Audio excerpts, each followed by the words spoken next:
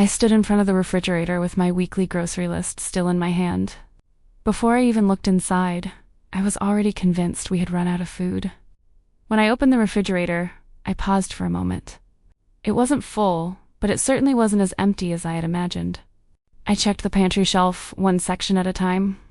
There was still pasta, rice, oatmeal, a few cans of soup, and even a bag of nuts I had never opened. I looked back at the grocery list in my hand. Most of what I planned to buy was already sitting somewhere in the house. My name is Clara. I'm a wife and Mira's mother, and for years I believed being a good mom meant never letting the kitchen shelves look empty. The next morning, I made my coffee and opened the refrigerator again. I wasn't looking for anything to eat. I just wanted to know if yesterday's feeling had been right. Behind the milk carton, I found a piece of cheese I had almost forgotten. In the freezer, the chicken I bought weeks ago was still waiting. I started planning breakfast with the food we already had at home. It felt unfamiliar because I usually opened the grocery app before thinking about a meal. Before lunch, a notification for our electricity bill appeared on my phone. Without thinking, I wondered if skipping groceries this week might leave us a little more room in the budget. When Mira came home from school, she walked straight to the refrigerator. Smiling, she asked, "What's for dinner tonight, Mom?" I smiled back even though I didn't know the answer yet. It wasn't because we had no food, I just wasn't used to seeing what we already had as a choice. That evening, I cooked a simple pasta with chicken and frozen vegetables that had been sitting in the freezer for a while. As Arman and Mira finished every bite without a single complaint, one quiet question stayed with me. If they were happy to eat this, why had I always felt we needed to keep buying more? On the second day, I opened the pantry with a small notebook in my hand. For the first time, I started counting what we actually had, instead of assuming what was missing. The longer I looked at each shelf, the more surprises I found. 3 different bags of pasta sat there, each bought at a different time without me realizing it. I smiled to myself and gently shook my head. I couldn't even remember when I had bought one of them. In one corner of the cabinet, I found 2 unopened bottles of sauce.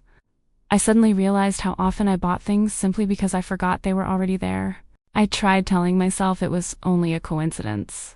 Maybe next week everything would go back to the way it always had been.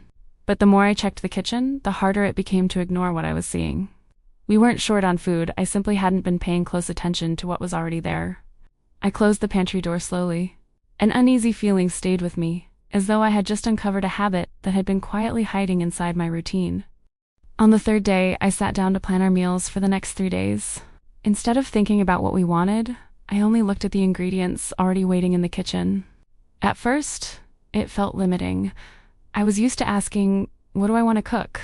before heading out to buy every missing ingredient. The question slowly changed. Instead, I found myself asking, "What can I make with what we already have?" That small change made me spend more time thinking. I wasn't only planning meals anymore, but also noticing every ingredient I had once brought home. While making dinner, I used almost every vegetable that usually stayed forgotten in the refrigerator drawer. They weren't as fresh as before, but they were still perfectly good to eat. Armand took a bite and smiled. "I like today's dinner." "It tastes different," he said, and I simply smiled back without mentioning the challenge I was quietly trying. That night, before turning off the kitchen light, I looked once more at the shelves that had become a little neater.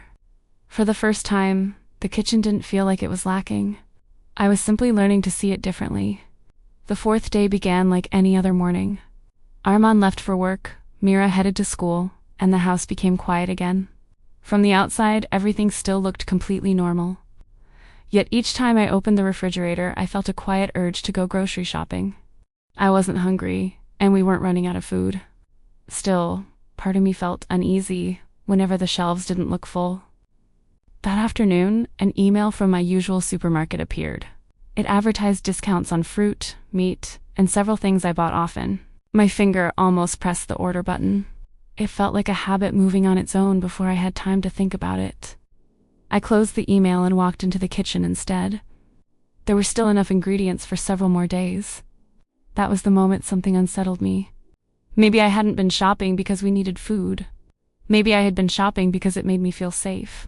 On the 5th day, Mira and I started organizing the lower shelf of the pantry together. I pulled out cans and food boxes that had been sitting there for a long time. Myra sat on the floor and happily helped me sort everything into place. Every now and then she read the food labels out loud, and I couldn't help smiling. Then she picked up a box of pasta that had almost disappeared behind everything else. "Mom, when did you buy this?" "I don't remember either," I answered quietly. The words felt heavier than I expected as they left my mouth. Myra looked at the full shelves before asking in the most natural way, "If we still have so much food, why do you always say we need more groceries?" I stopped arranging the cans without even thinking about it. Her small question sounded simple, yet it reached something deep inside me. For a long moment, I simply looked at everything inside the pantry. For the first time that week, it felt as though the real question wasn't about the food, but about me. That night, after Mira had fallen asleep, I quietly returned to the kitchen by myself. The pantry shelves we had organized earlier looked simpler now, yet somehow much easier to see. I started thinking about the routine I had followed for so long. Every weekend, I would make another grocery list before I had even checked what we already had. I always told myself I was doing it for my family, but maybe I was really trying to quiet a worry I had never noticed before.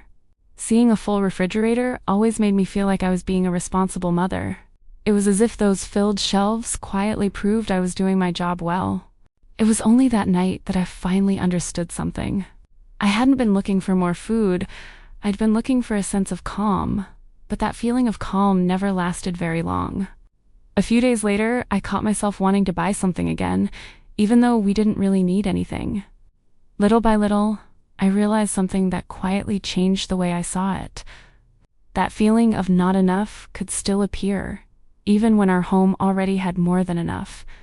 The following evening, after dinner, Armand and I stayed at the kitchen table for a while. In the living room, Mira quietly hummed to herself as she focused on her drawing. I was the first to break the silence. "I didn't buy groceries at all this week," I said, and Armand looked at me with quiet surprise. "Really?" "I hadn't even noticed," he replied. His answer made me smile because no one had felt like we were missing anything during the week. I took a slow breath before putting my thoughts into words. I realized I had often shopped because I was afraid we might suddenly run out of food, not because we actually had. Armand stayed quiet for a moment before answering softly. He admitted he had never realized I had been carrying that much worry on my own. I nodded as I answered. Until this week, I had simply believed it was nothing more than part of my routine. Armand reached across the table and gently held my hand. He suggested that from now on we check the pantry together before making a grocery list.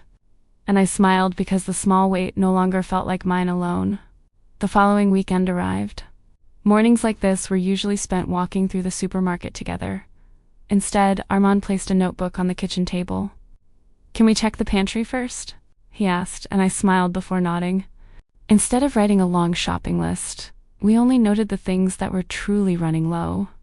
Milk, fresh fruit, and yogurt were all that made the list. I noticed something simple. I used to shop because I was afraid of running out, but now we were shopping because we actually needed something. Our grocery bill was much smaller that week, not because we were holding back, but because we were finally using what had already been sitting in our kitchen. Before closing the pantry, I taped a small note to the inside of the door. It simply read, "Shop your pantry first," and somehow those words felt like the reminder our family had been missing. A week without grocery shopping never made our home feel like it was missing anything. Instead, I noticed something that had been hidden beneath my habit of always buying more. I realized that having enough does not always come from owning more. Sometimes it begins with truly noticing what has already been there all along. Now, whenever I start making a grocery list, I pause for a moment first.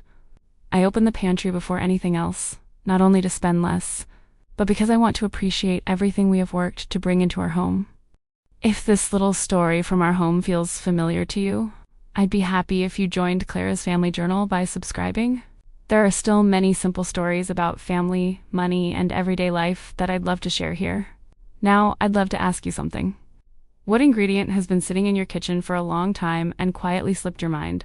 And if you tried shopping your pantry first this week, what do you think you would discover?